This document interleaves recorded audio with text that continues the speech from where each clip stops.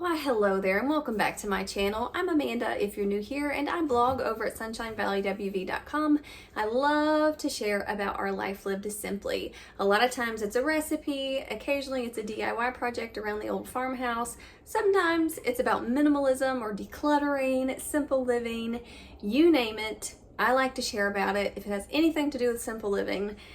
We've lived here on this homestead for about 11 years now, and I think seriously the day we moved in here we brought home a herd of dairy goats. So we have raised goats and chickens and ducks and geese and rabbits, you name it. We have raised it here on the farm. We've raised a lot of our own food. I am very passionate about food and how it's grown and how it's handled and how it's preserved and the ingredients in that food, the unnecessary ingredients. I'm very passionate about food from scratch. So that started for me probably 15 years ago.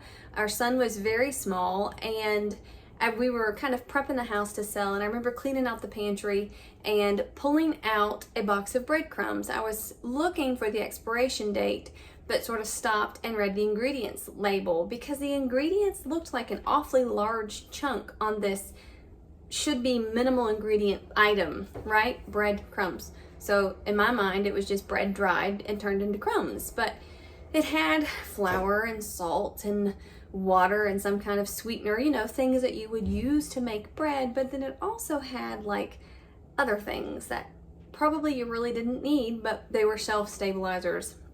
And I think that was kind of like my light bulb moment where I thought, I can make breadcrumbs. So I learned how to bake bread from scratch. I started with a bread machine. I graduated to doing it sort of like half and half. I used the stand mixer and then some by hand. And then, you know, eventually I was confident enough in my skills and abilities to go ahead and like do the whole process by hand. And it just sort of started with bread and then turned into other things like pantry staples and then the majority of our meals. And then when we moved here, it became growing as much food of our own as we could.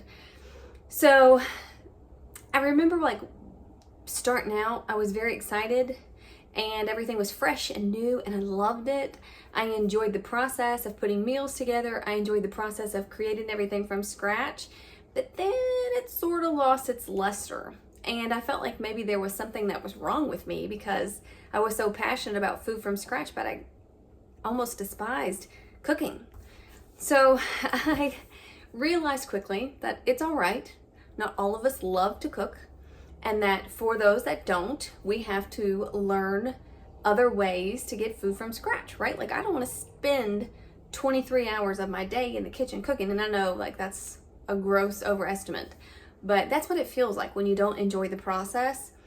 It feels like you spend your entire day chained to a stove or sink, and I just don't love to cook.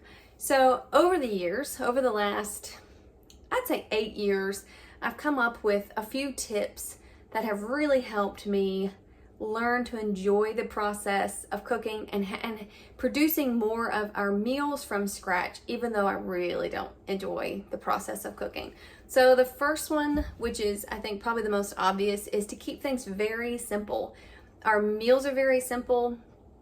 The recipes are very simple, and that's perfect for me. The more simple, the better, which kind of goes along with living a simple life, right? But if the meal is something like a chicken I can put in a roaster or I can put it in the Instant Pot, there's hardly any thought behind that. I just put a chicken in the oven, set the oven, and I can forget it. A roast, a meatloaf, soups, pizza, homemade pizza, like that's the easiest. There are so many really simple recipes that I have learned and we all enjoy, which is another big important factor, is that your family enjoys the food you eat. I mean, the food you prepare. I've learned that when I keep the meals and the recipes very simple with fewer ingredients, I'm more likely to do it. And I enjoy it more. But if I see an ingredient list on a recipe that's this long and the process looks complicated and I think it's going to take a little bit extra time, I'm probably not going to do it. So I have learned to just keep things very simple. Highly simplified recipes are so important. Keeping it simple, best tip I could give you. The second one would be to keep your pantry and your freezers as well stocked as you can with the highest or best quality ingredients that you can. So for me, right now, I pretty much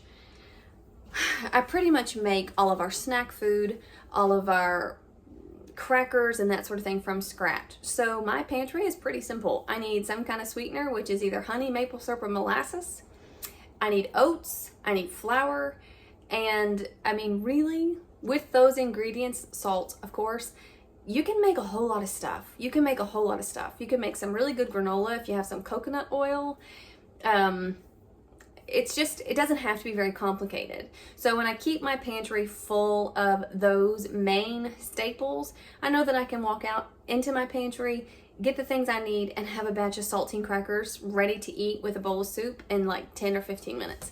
So that's no big deal, and that feels like a relief to me. Keeping a pantry well stocked really goes a long way in helping me want to cook. Another thing would be to shop your freezer. I mentioned earlier about keeping your freezer well stocked. And if I had to pick a meat or something that was very versatile, it would be ground beef. You can do so many things with ground beef. And if I was gonna like go out today and buy one type of meat in bulk, I think it would be ground beef. There are just so many things that you can do with it. And when I have enough ground beef in the freezer, I feel like, things are going to be okay. It thaws pretty quickly. You can cook it up and make tacos, or you can turn it into some kind of sausage. You can make spaghetti sauce with it. There's just so many things that you can do with ground beef.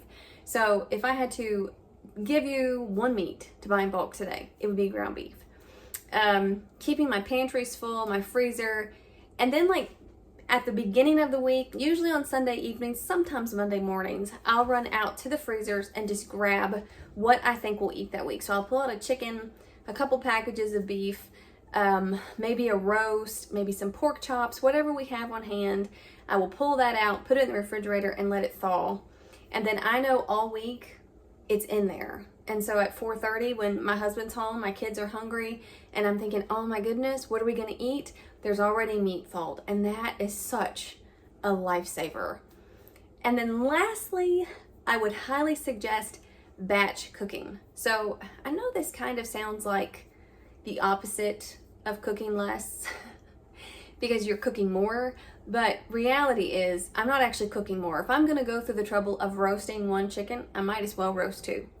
And if I'm going to go to the trouble of making a meatloaf, I might as well throw in an extra pound of beef when I'm mixing it up and have a little extra. It goes for leftovers. You can refreeze it. There's so many things, especially with meat, cooking extra meat and putting it in the freezer, just knowing that it's there for next time. I also like to cook beans in the Instant Pot.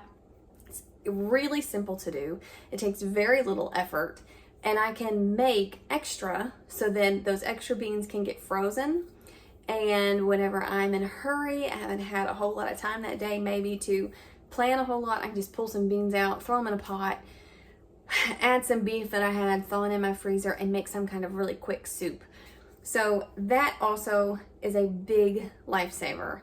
So keeping my pantry well stocked, the meals, the recipes, my meal plan, my whatever you want to call it, very simple, and batch cooking. Those are the three things that I have learned over the last 8 to 10 years that have helped me so much, because I want to enjoy cooking, but I have just learned it's not one of the things. It's not one of my interests.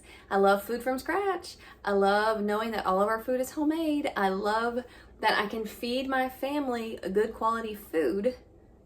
I just don't love the process.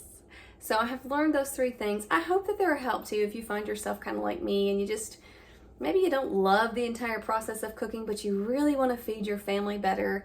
I would encourage you to just try those three things. Simplify your meal plans, keep your pantry pretty well stocked with all of the basics that you need to cook from scratch, and batch cooking. It really does save a lot if I make 2 loaves of bread instead of 1, or I double the recipe for muffins and then I know that I can pop the other tray of muffins in the freezer. there's just so much peace of mind knowing that I have a little bit extra set aside for a day that maybe I wake up not feeling great, or one of the kids is sick, or something unexpected pops up. So anyway, I hope that encourages you, and I really do appreciate you stopping by the farmhouse and spending a little bit of time with me, and hopefully I will see you again very soon. Bye.